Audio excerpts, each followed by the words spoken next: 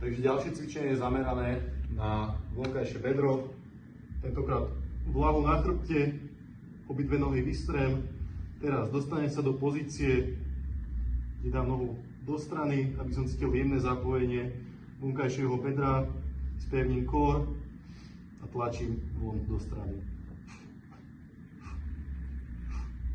Pri správnom vykonaní budete dobre cítiť vonkajšiu časť s tým, že vykonáš 2-3 sety sekúnd toľko, aby si cítil dobré pálenie, tak 2-3 sekundy v rezerve. Cvičenie je zamerané na abduktory, alebo teda vonkajšiu stranu bedier. Hip abduction dips. Setup je taký, dám sa do jednej roviny, znova nie som tu zlomený, pán má vpred, spierním core, teraz cez spodnú nohu so silným kórom vytlačam hore do krajnej pozície, podržím, idem smerom späť. Častá chyba, že chalani sa vytačajú takto von, stále držíš tú panvu v neutrálnej pozícii.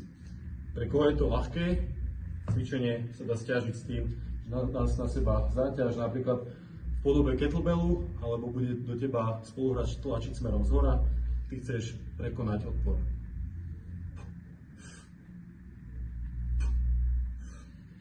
Spravíš toľko opakovaní, aby si cítil pálenie na úrovni 8 až 9.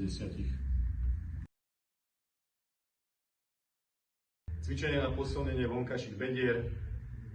Tentokrát to bude výpad do šikma, s tým, že začínam smerom dole, cítim dobrú aktiváciu po vonkajšej strane bedra, idem hore. Neponáhľaš, snažíš sa dobre precítiť sval, spravíš 8 až 10 opakovaní s takou hmotnosťou, aby si cítil kvalitné zapojenie bedrových svalov.